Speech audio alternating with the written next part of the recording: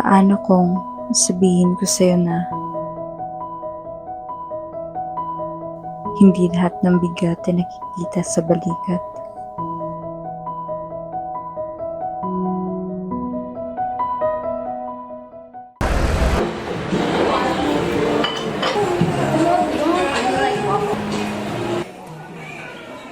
Excuse me, wala pa ba order namin? Kanina pa kami nag-iintay ah. Sorry po miss, ipa-follow up ko lang po sa kitchen ah. Sorry po talaga.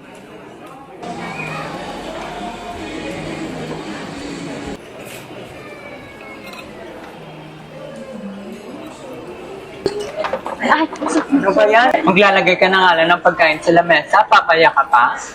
palitan mo nga to ng bagong order namin. Kasi, Bre, ano ba? Iilan na nga lang yung order dyan sa tray mo, may matatapon ka pa.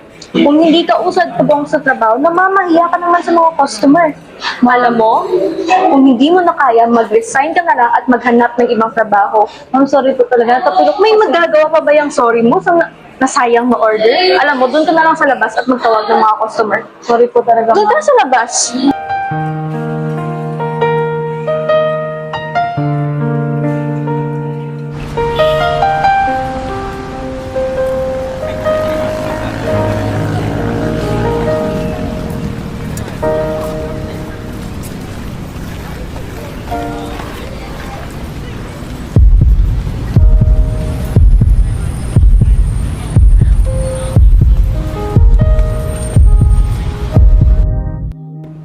For today, we will be discussing the three dopamine pathways. And as you can see in this picture, this is where it is located in our brains. And we will be moving on to the next.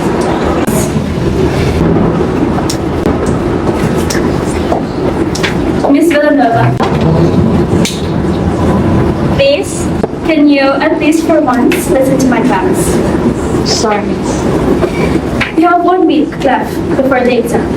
And during the entire semester, in all your classes, you're a student.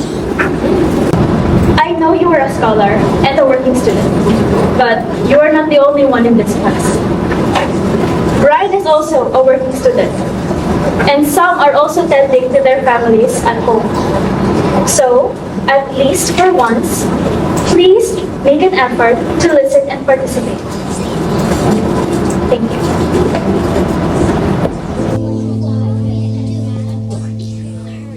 Our supporting Olympic pathway and our Chimaroy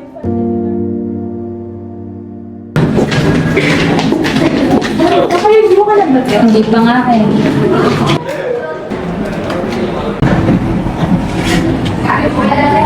Parang nakita mo, girl. Ano ba rita?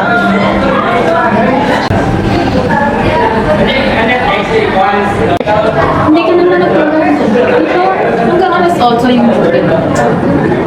Natapon na kasi yung order ng isang customer kahapon. Malaki rin para sa sword ko. Kasama na yung late ko dahil sa klase. Ayun, buti na lang may kakalala kang binigyan ako ng rakatuan. Hanggang alas 10 na. Pero okay na rin. May pangtastos lang. Hello, te. Paano ka natutulog niyan? Pasok ng walang hulog. Uuwi ng kompleto yan eh. Ano natin? Minsan na nga lang pumaldo. Kumalasin ng isang beses. Isang buwan na yung batanasin. Basta kung may time ka, magpahinga ka, ha? Oo nga, Bray. Huwag mo na papayan sa sarili mo.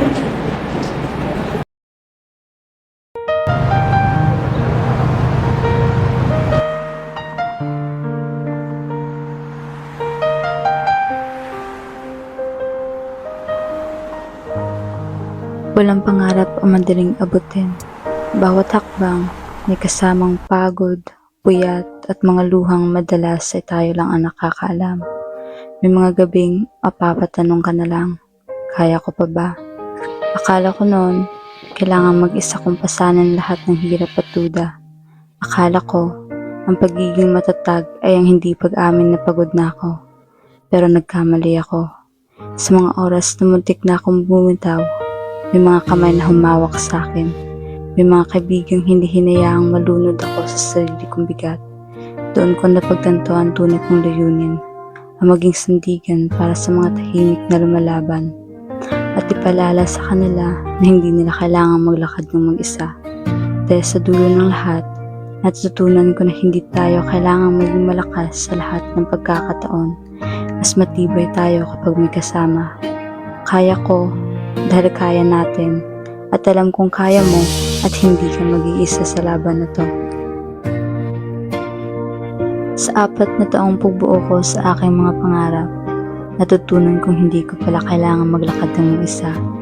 Ang bawat sulok ng paralang ito ang naging saksi sa aking mga lungkot, saya at mga alaalang humubog sa kung sino ako ngayon.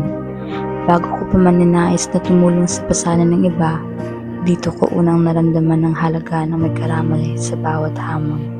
Higit sa tagumpay, ang pinaka-iniingatan ko ay ang mga taong nakasama ko sa bawat hamon ng pasan.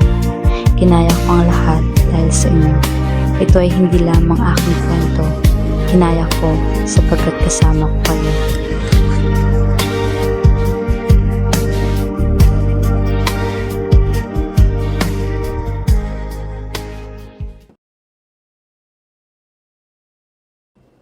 Kamusta ka? Eto, hindi ko na yata kaya magpatuloy pa. Bakit hindi pwede nag-aaral lang ako?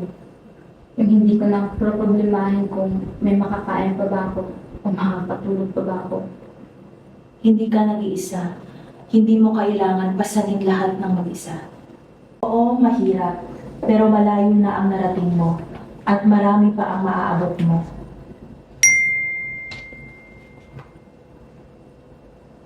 Hindi nga ako nag-iisa.